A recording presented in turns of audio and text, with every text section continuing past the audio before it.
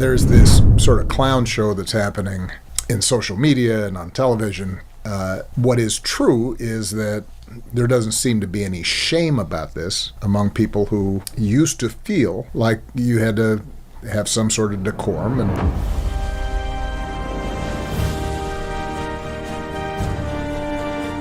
Barack and Michelle Obama walked into the NBA All-Star Game at Intuit Dome in Inglewood, California on Sunday night, and the entire arena erupted in a sustained standing ovation.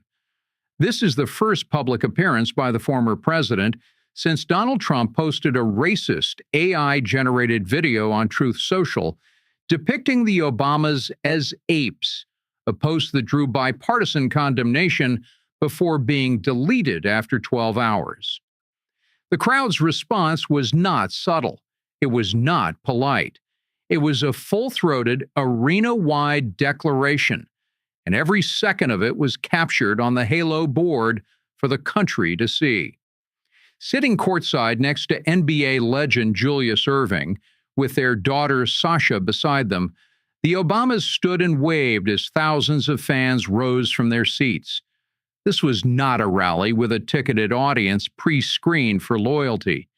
This was 18,000 Americans in a basketball arena who paid to see a game, not a president, and they made their feelings about both presidents unmistakably clear. Meanwhile, Donald Trump spent his Valentine's Day weekend writing a nearly 500-word rant on Truth Social attacking comedian Bill Maher. Not crafting policy, not addressing the DHS shutdown that took effect Saturday morning, not responding to the 2 U.S. citizens killed during immigration operations in Minneapolis. No, he was writing paragraphs about how Bill Maher once asked for a vodka tonic in the Oval Office. Obama posted a photo dancing cheek to cheek with Michelle in front of a heart-shaped bouquet of roses. Trump posted a meltdown about a late-night host who hurt his feelings. One man is loved, the other man demands to be.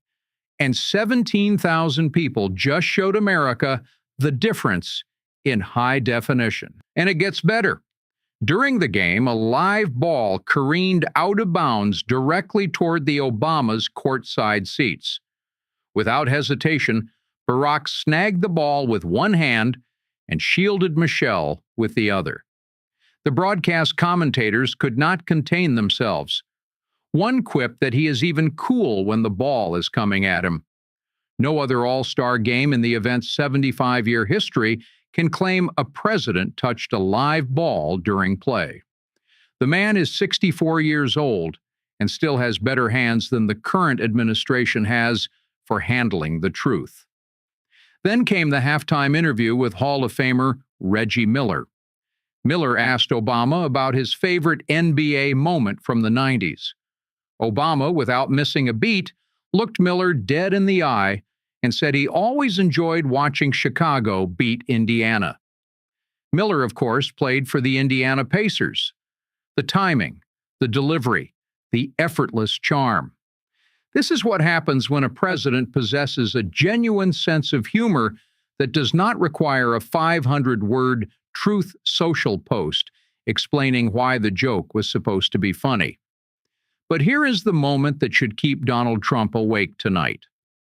After the game, All-Star MVP Anthony Edwards, 24 years old, the most electrifying young player in basketball, was asked if Obama's presence gave him extra motivation. Edwards did not hesitate. He called Barack Obama his favorite person in the world. Not his favorite politician, not his favorite former president, his favorite person in the world. Edwards said they had been hanging out the day before and that he promised Obama he would put on a show for him. And he delivered. 32 points across 3 games. The Kobe Bryant MVP trophy. A performance driven not by political affiliation, but by genuine admiration for a man who commands respect without ever demanding it. Now ask yourself something genuinely. Can you picture any professional athlete in America saying those words about Donald Trump? Any athlete calling Trump their favorite person in the world? Trump gets polite appearances at UFC events, where the audience skews heavily toward his base. Obama gets standing ovations at events he does not control, from crowds that did not come to see him, and MVP performances dedicated to him by the best young player on the planet. That is not politics. That is culture. And Donald Trump has lost it completely. Now, here is the context for this weekend. On February 5th, Trump's Truth Social account posted a 1-minute AI-generated video promoting debunked election fraud conspiracies from 2020.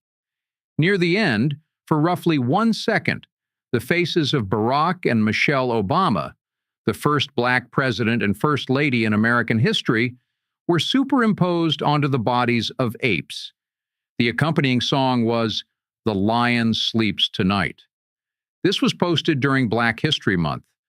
The video remained live for nearly 12 hours before the White House took it down. Press Secretary Caroline Leavitt initially dismissed the backlash, telling reporters to stop the fake outrage. Then, when the criticism went bipartisan, Republican Senator Tim Scott, the only black Republican in the Senate, called it the most racist thing he had seen come out of this White House. Suddenly, the story changed. An unnamed staffer was blamed for erroneously posting it. But Trump, speaking to reporters aboard Air Force One, contradicted that narrative directly. He told the Associated Press he liked the beginning of the video, passed it along for someone to post, and admitted that nobody reviewed the end. When asked if he would apologize, his answer was definitive. "I didn't make a mistake," so Obama responded. In an interview that aired Saturday with political commentator Brian Tyler Cohen, the former president said the majority of Americans find this behavior deeply troubling. He called the current political environment a clown show happening on social media and television. He noted the loss of decorum, propriety, and respect for the office. He did not yell, he did not name-call, he did not write a rambling screed on a social media platform named after himself. He said something devastatingly simple. People still believe in decency, courtesy, and kindness. And 17,000 people proved him right the very next night. The Valentine's Day contrast between these two men is so perfectly drawn, it reads like satire, except every word of it actually happened. Barack Obama posted a photograph of himself dancing with Michelle. His caption, "Celebrated Valentine's Day with my forever dance partner. Love you, Mish." Michelle posted the same image. "My forever Valentine. Love you always, Barack." 33 years of marriage. One photograph, 2 sentences. Elegance in its purest form. Donald Trump spent his Valentine's morning composing a 493-word rant about Bill Maher. He described in bizarre detail how Maher was supposedly nervous during a White House dinner and immediately asked for a vodka tonic. He called Maher a highly overrated lightweight suffering from Trump derangement syndrome. He bragged about his own accomplishments. He complained about a joke regarding Canada and China that supposedly went over Maher's head. He dragged Jimmy Kimmel, Jimmy Fallon, and Stephen Colbert into the crossfire for good measure. Nearly 500 words. On Valentine's Day. About a comedian who criticized him on television. One man celebrated love. The other celebrated grudges. America is watching both performances, and the reviews are in. And while the nation processed this cultural split screen, the Trump administration decided to say the quiet part at full volume. On Friday, Homeland Security Secretary Kristi Noem stood at a press conference in Arizona and declared that her department would ensure, and this is a direct rendering of her words, that the right people are voting, electing the right leaders to lead this country. The Secretary of Homeland Security just told America that a federal law enforcement agency will determine who qualifies as the right people and who deserves to be the right leaders. Senate Minority Leader Chuck Schumer responded immediately.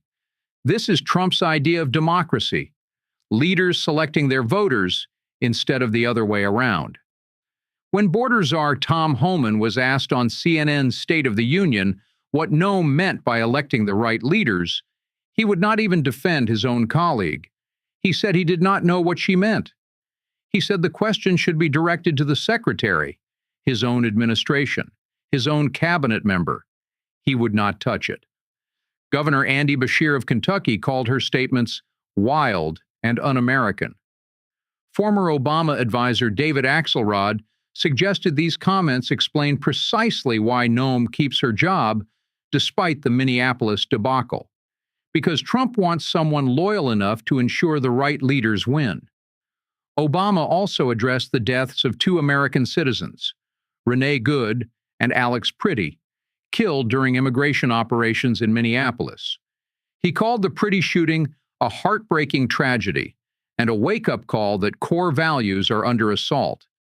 He described the rogue behavior of federal agents as deeply concerning and dangerous.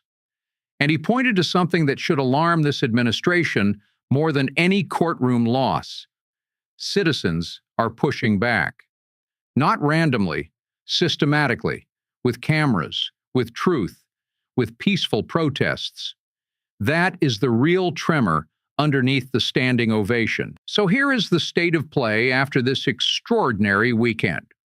A former president who was depicted as an animal by the sitting president of the United States walked into an arena he did not fill, with a crowd he did not summon, during a week designed to humiliate him, and America stood up.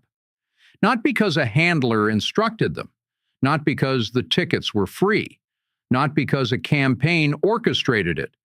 They stood because they wanted to. They stood because in the middle of racist videos and 500-word tantrums and a Homeland Security Secretary openly auditioning for the role of election fixer, they needed to remind themselves what presidential dignity actually looks like. The administration will spin. Leavitt will dismiss. Noam will claim she only meant eligible voters. Homan will dodge questions. But none of them can spin what happened at Intuit Dome. They cannot spin Anthony Edwards calling Barack Obama his favorite person in the world. They cannot spin a 64-year-old former president snagging a loose ball courtside with more composure than this administration handles a press briefing. Donald Trump has spent decades constructing a brand around the idea that everyone loves him, that he fills rooms, that crowds adore him, that ratings prove his dominance. This weekend, in an arena he does not own, in front of a crowd he did not assemble, on a broadcast he does not control, America chose someone else, and it was not close. The Obamas are not writing revenge posts. They are not demanding apologies. They are dancing on Valentine's Day, catching basketballs courtside, cracking jokes with Hall of Famers, and reminding America what it looks like when a leader does not need the room to love him, because the room already does. Obama predicted it in that interview. He said the answer would ultimately come from the American people. The people showed up at Intuit Dome on Sunday night, and their answer was a standing ovation so resounding it drowned out every racist video, every unhinged rant, and every authoritarian slip of the tongue this administration produced in the last 2 weeks. The question is no longer whether Donald Trump has lost the culture. He has. The question is whether he understands that no executive order, no Truth Social post, and no DHS directive can reclaim it. Because you cannot legislate admiration. You cannot executive order respect. And you absolutely cannot post your way out of being the president America watches on a split screen and chooses the other guy every single time.